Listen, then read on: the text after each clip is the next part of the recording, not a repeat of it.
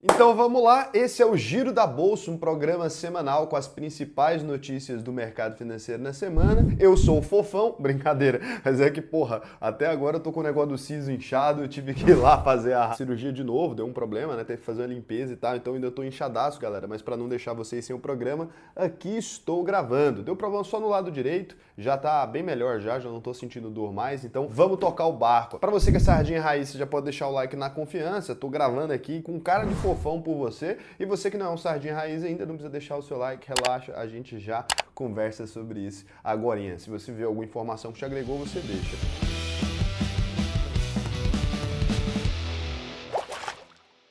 A semana foi marcada aí por notícias nada animadoras, né, vindas da China aí, que continua a luta contra o coronavírus. Tivemos a reabertura parcial do país com a situação voltando a se normalizar aí na capital financeira, que é Xangai, e em várias outras cidades importantes para o comércio mundial aí. Na terça-feira, o governo chinês anunciou 33 medidas para estimular a economia e que foi muito bem recebida aí pelos mercados globais. Apesar disso, tivemos várias declarações preocupantes lá nos Estados Unidos, né, sobre uma possível recessão econômica. Então, na quarta-feira, o CEO, né, do JP Morgan, um dos maiores bancos do mundo, ele chama Jamie Dimon, ele anunciou aí que o banco americano está se preparando para o que ele chamou de furacão econômico. A gente precisa prestar muita atenção nesse ponto aqui quando alguém fala, o furacão econômico, o sei lá o quê. Por quê, né? Quando ele diz isso, é uma profecia autorrealizável, porque as pessoas entendem que ele tem uma posição muito importante no mundo. Se ele fala que o mercado vai ficar insano, o mercado acaba ficando insano não porque ele acertou, mas porque ele fez as pessoas ficarem com medo. Então é muito importante tomar cuidado com esses analistas, né? Essas previsões catastróficas. O JP Morgan muda de opinião igual você troca de cueca, talvez até com mais frequência, tá bom? Depois o presidente do Goldman Sachs também falou de tempos difíceis pela frente e de choques sem precedentes na economia global. Por último, vazou um e-mail em que o mega empresário Elon Musk demonstrou um mau pressentimento sobre a economia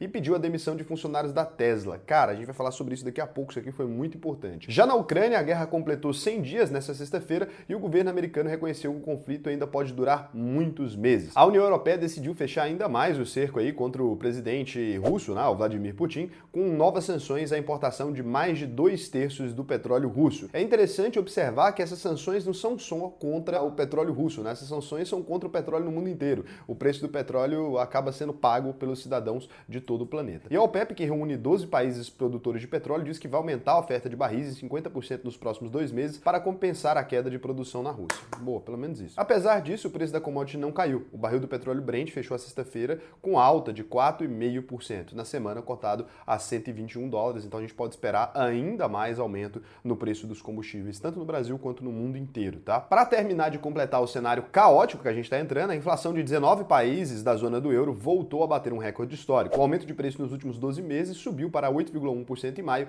e é a maior desde o início da série histórica em 1979. Cara, o pessoal tá reclamando muito disso por lá. Quando eu fui na França, eles falavam o tempo todo sobre o aumento de preços. O tempo todo, no supermercado, em todos os lugares, eles estavam reclamando dos preços das coisas ao vivaço, assim. Então, o principal destaque foi o aumento de 39% dos custos de energia. Aqui no Brasil, o IGPM, Índice Geral de Preços, né, de mercado aí, a inflação do aluguel, subiu 0,52% em maio, o índice subiu 10,72% nos últimos 12 meses e 7,54% apenas nesse ano, tanto é que ele não está sendo mais utilizado aí para reajustar os aluguéis. Se o seu aluguel ainda está reajustando pelo IGPM, liga para o proprietário, renegocia na imobiliária, porque já estão aceitando usar o IPCA ou o INCC, qualquer outro indicador. Não aceite esse indicador aqui para reajustar aluguel, tá bom? Tá muito bizarro. E nem também uma parcela de coisa financiada com construtora. Tá sendo possível negociar, porque muita gente não tá pagando. A gente também teve aí nessa semana a divulgação do PIB, né, o Produto Interno Bruto, que subiu 1% no primeiro trimestre. Embora o número tenha vindo um pouco abaixo do esperado, o mercado previa alta de 1,2%, o crescimento da economia foi visto com bons olhos pelos investidores e a Bolsa de Valores reagiu bem. Já o minério de ferro engatou 5 altas seguidas, subiu quase 7% na semana e também puxou a bolsa para cima, principalmente com as ações da Vale e das siderúrgicas. Bom, essas notícias aqui foram um apanhado geral da semana. Lembrando que agora o Investidor Sardinha tem um podcast chamado Soco Matinal. Não é apresentado por mim, mas se você quiser todos os dias acordar 10 da manhã já com as notícias, né, para você tomar seu café aí, vou deixar um QR Code aqui para você poder ir lá no Soco Matinal. Você pode ouvir, já tem 2 episódios todos os dias de manhã. A Evi, que é a apresentadora lá, ela apresenta e tal, você pode ouvir ao longo da semana. Não só as mesmas notícias que a gente tem aqui, a gente foca muito mais aqui no amplo, né, no mercado financeiro direto e tal. Lá eles focam no que está acontecendo no dia mesmo, então são notícias diferentes, mas que vai te ajudar a começar o dia bem informado para você que gosta. É um programa rapidinho, 10 minutinhos sempre, sempre, todo dia, só para te deixar bem informado mesmo. Então agora a gente começa o giro da bolsa mesmo, focando aqui no mercado financeiro mesmo. Então, 111.943 pontos foi a abertura, 111.102 pontos foi o fechamento, queda de 0,75%, né, encerrando aí o ciclo de alta que a gente vinha da Bolsa de Valores nas últimas semaninhas aí. O dólar terminou a semana valendo R$ 4,77, alta de 0,92%, como sempre, se a bolsa está caindo, o dólar está subindo e vice-versa, né, a tal da correlação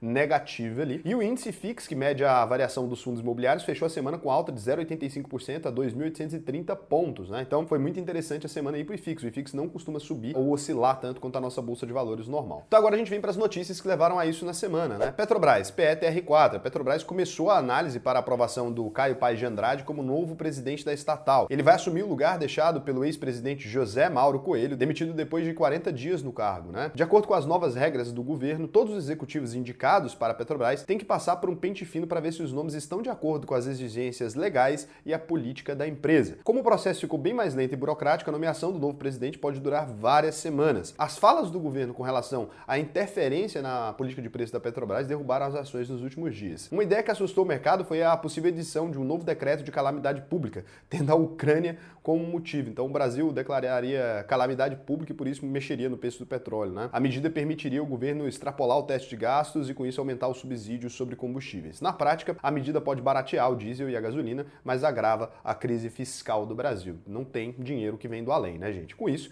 a Petrobras fechou com uma queda de 1,82% a R$ 30,28. Eu já fiz alguns vídeos sobre isso, mas eu queria aqui a opinião de vocês, porque vocês, cara, representam a população de modo geral, né? Você é a favor ali do governo intervir no preço do combustível ou você não é a favor e por quê? É importante você explicar por quê, porque eu quero entender como é que vocês estão pensando aqui, que vai me ajudar a fazer os próximos vídeos, talvez explicando alguma coisa que vocês precisem entender ou não, né? Então aqui a gente tem notícia também sobre a Vale 3. A Vale informou que vai pagar mais de 1,2 bilhão referente ao acordo de reparação do rompimento da barragem de Brumadinho ocorrido em janeiro de 2019. O dinheiro vai ser depositado em juízo e transferido para o estado de Minas Gerais. O acordo foi firmado em 2021 e prevê o pagamento total de 37 bilhões com reparação por danos coletivos. Até agora, a tragédia de Brumadinho já custou à Vale mais de 18 bilhões de reais. Eu espero que custe muito mais mesmo. Além dos danos coletivos, a companhia já fechou mais de 6.500 acordos individuais de indenização que somam 3 bilhões. Acho pouco, tá? Então a Vale com a notícia aí subiu 2,53%, fechando em R$ 88,46. Então Eletrobras, Elet6. Eletrobras, a maior empresa de energia elétrica da América Latina, finalmente está sendo privatizada, né? Uma promessa antiga aí. Na sexta-feira, a companhia abriu o prazo para investidor pessoa física fazer o pedido de reserva de ações. Assim, quem quiser comprar uma parte da empresa nessa oferta inicial, tem até a próxima quarta-feira, dia 8, para fazer a reserva. Isso inclui quem pretende utilizar o FGTS também para comprar as ações por meio dos chamados fundos mútuos de privatização, os FMPs. A possibilidade do uso do FGTS foi concedida pelo governo, exemplo do que ocorreu com a privatização da Vale em suas ocasiões e com a Petrobras também. O preço das ações vai ser definido na quinta-feira, no dia 9 de junho, mediante a negociação aí entre os fundos de investimentos, os bancos e a estatal. Então, Eletrobras aí, fechando com 2,68% de queda a R$ 41,70. Notícia aqui da IVE, né? Empresa da Embraer, a subsidiária aí, a EVEX, empresa de mobilidade aérea. Ela está produzindo carros voadores. Fechou um acordo aí com a consultoria alemã Porsche Consulting para definir como vai fabricar e distribuir o veículo eVTOL. O carro voador que vai poder decolar e pousar na vertical é o principal projeto da empresa e a grande aposta da Embraer para se tornar uma das líderes mundiais do novo setor. A companhia pretende aí concluir a certificação do eVTOL em 2025 e entregar os primeiros veículos em 2026. A IVE estreou na Bolsa de Valores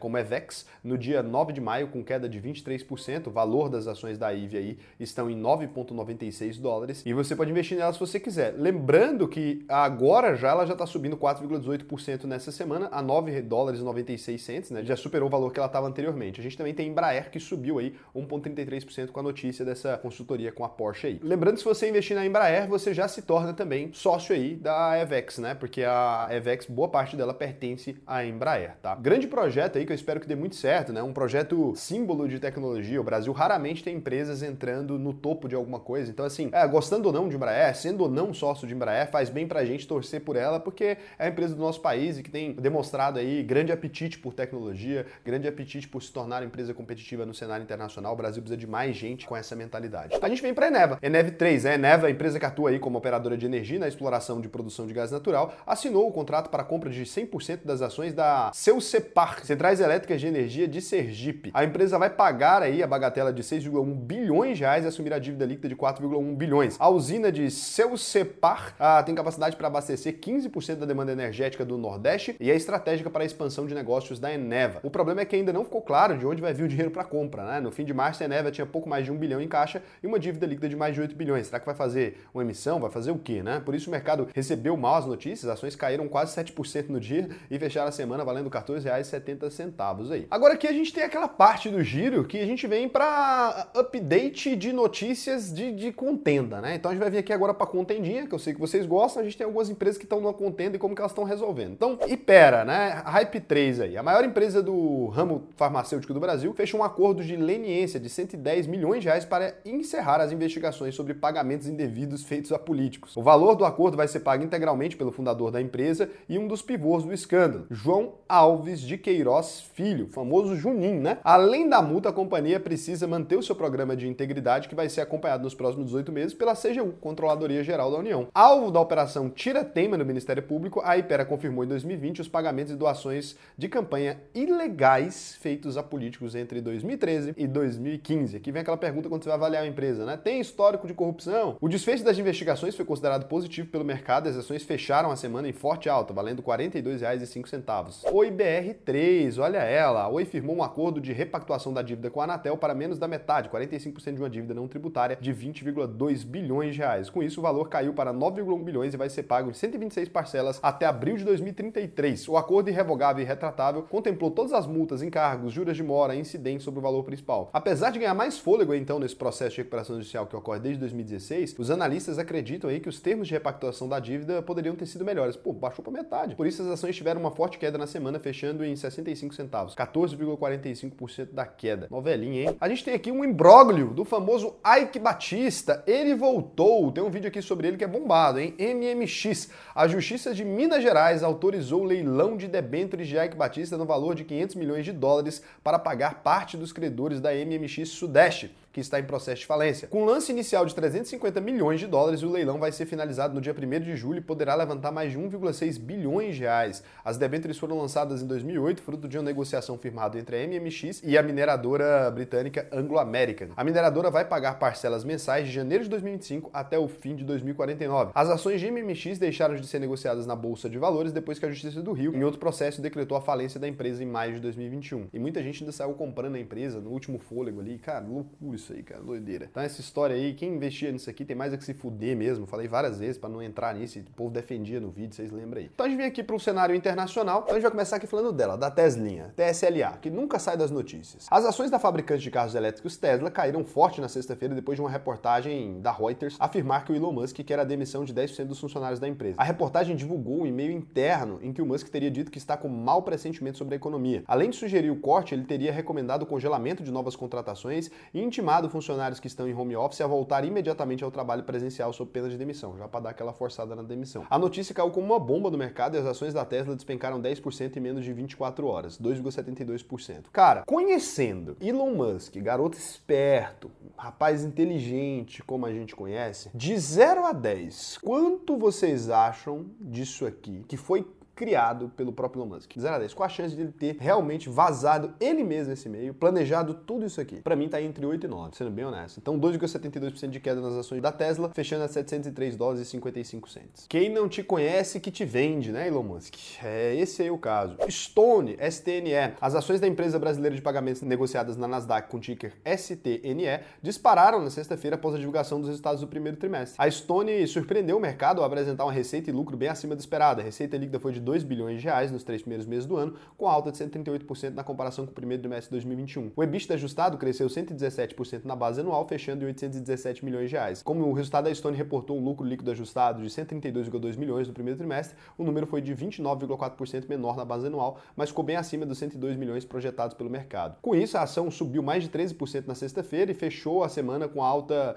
aí bem relevante, né, a 11 dólares e 80 cents. Então, foi bem relevante. A Stone espera aí um resultado ainda melhor melhor no próximo trimestre, mas como nem tudo são flores, a empresa amargou um prejuízo de 323 milhões ao vender 21% das ações que tinha do Banco Inter. A companhia aproveitou a opção de cash out que o Inter ofereceu aos acionistas devido à sua mudança da B3 para a Bolsa de Nova York, que vai acontecer no dia 20 desse mês. O banco pagou 19,35 em cada ação Unity, BID11, que está sendo negociado na B3 hoje por R$ 11,68. Que merda, hein? Então a gente tem ações aqui da Stone, a gente aproveitou quando ela estava caindo ali para comprar bastante, né? Uma empresa que eu acho interessante ali, não é uma empresa que eu acho maravilhosa, mas acho interessante. Logo que a gente comprou, eu recebi algumas críticas aqui em relação a isso, mas é sobre isso que eu tava falando, né? Eu acho o projeto da Stone muito bom. Não foi nenhuma questão de, nossa, a empresa é maravilhosa e tal. Pelos preços que estava sendo negociado anteriormente, eu acho que fazia sentido. Então é uma empresa que eu gostaria de fazer parte a bons preços. Acabou que a gente conseguiu fazer parte dela ali a preços bem interessantes, né?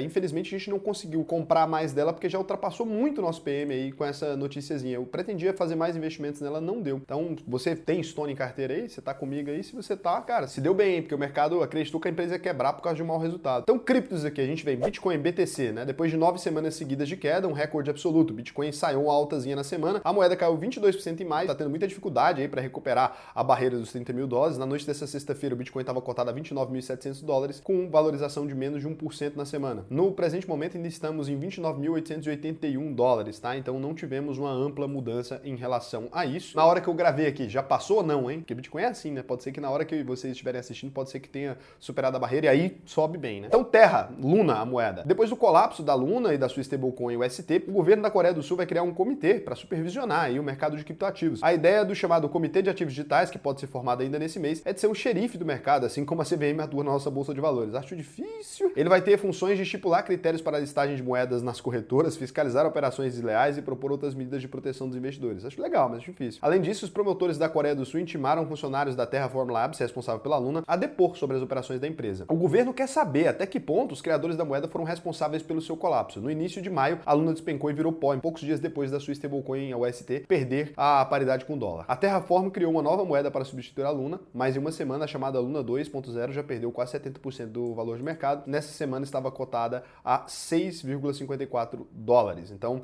tá bem complicado. Golpes e fraudes, para a gente encerrar. A Comissão Federal do Comércio dos Estados Unidos, FTA, um dos órgãos regulatórios do governo americano, afirmou que a atuação de criminosos resultou na perda de mais de $1 bilhão desde janeiro de 2021. Ao todo, 46 mil pessoas relataram terem sido vítimas de golpes e fraudes envolvendo criptomoedas. E esse número tá pequeno ainda, viu, senhores? Pode ficar tranquilo que vai aumentar. Na média, cada um perdeu o equivalente a $2.600. As principais moedas perdidas foram o Bitcoin, a Tether e o Ethereum. Aqui a gente tem um grande problema com relação a isso. Quando o governo diz que, existiram golpes onde as pessoas perderam Bitcoin, Tether e Ethereum, o que eles estão dizendo foram golpes onde as pessoas podem ter perdido sim, Bitcoins ali e tal, por vazamento de chave, alguma coisa desse tipo. É muito importante prestar atenção nisso, para não misturar que essas moedas têm a ver com um golpe, por exemplo, quando alguém faz um scam, cria uma moeda e rouba dinheiro. Tem que ter essa divisão aí pra gente não colocar tudo no mesmo balaio. Bom, pra você que assistiu esse vídeo até o final, só pra você que viu até o final, você vai tirar um print desse momento do vídeo. Um print desse momento aqui. Tem que ser nesse momento. Você tem que ter chegado até aqui. Eu tô assim, ó.